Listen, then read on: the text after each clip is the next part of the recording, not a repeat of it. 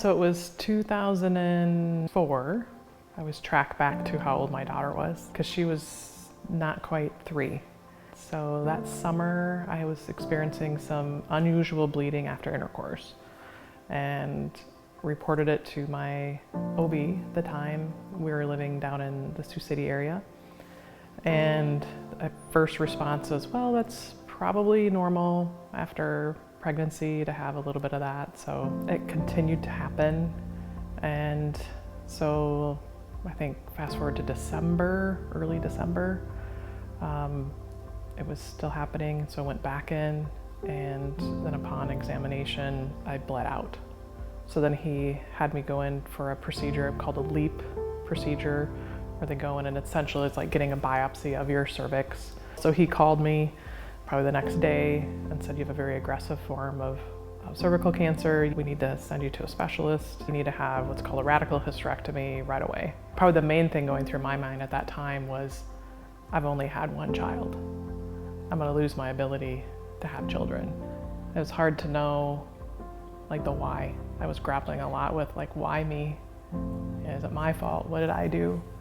Start to try to weave the pieces together throughout, right, the next 2 decades of maybe there's a reason. Yeah, and I found some reasons along the way.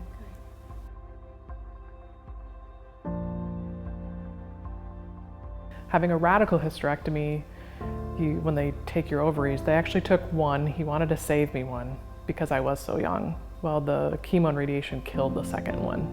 So then I went into what's called surgical menopause. So very quickly, I became like 50 to 60-year-old woman when I was in my early 30s. That was very difficult. The follow-up appointments for my stage of cervical cancer were pretty aggressive. I had to have a pap smear every month for the first 12 months, every 2 months for the second year, every 3 months for the third year, every 4 months for the fourth year, and so on. But as a young mom, I was trying to rally, trying to come back for my daughter and make sure I was able to be there for her and trying to move forward. I was starting to have some symptoms again, and so it looked like it was starting to come back. At this time, my care is in Sioux Falls. I'm with Sanford Health and Dr. Bell. She recommends that we do a procedure to rid the cells that are along the vaginal wall. The discussion at that time was, we'll probably have to do that every year. And I said, oh, Dr. Bell, I don't want to do that. I don't want to have a surgical procedure every year. I don't want to live my life like that. Like, what else can we do? She had some pretty frank conversations with me about my life and some severe stress I was enduring at that time in my life. You know, part of the virus that causes cervical cancer, called HPV, can attack when your stress is really high. And so I made some really significant life changes at that time. This is an environmentally or behaviorally induced cancer. We know that the cruciferous vegetables like cauliflower, bok choy, cabbage have a natural substance in them called indole-3-carbinol that has natural anti-HPV activity. So there's some nutritional things that they can do.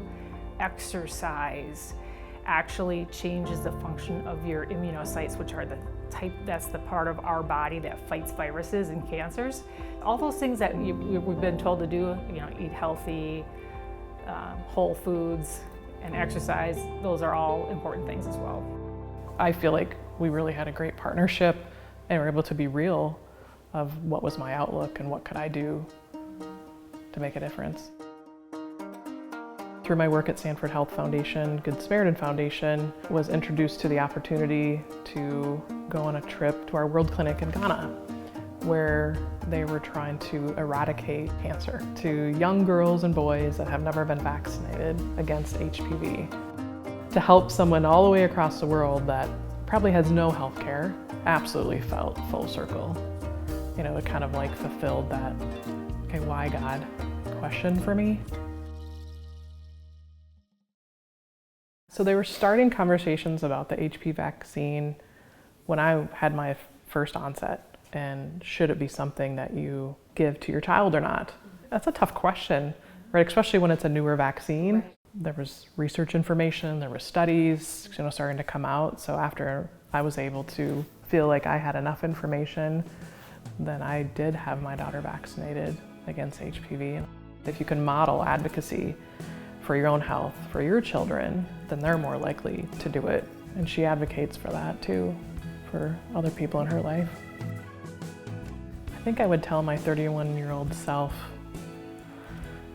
to slow down. One of the main things I wanted to do before leaving for the surgery was to paint my daughter's room, because I didn't know if I was going to make it. And her room was green, and she didn't like it, because she was 3 and she wore pink princess dresses and she wanted it pink. And I didn't have time to paint the whole thing pink. So I painted half of it pink and left the other half green. I think I would have painted the whole room pink.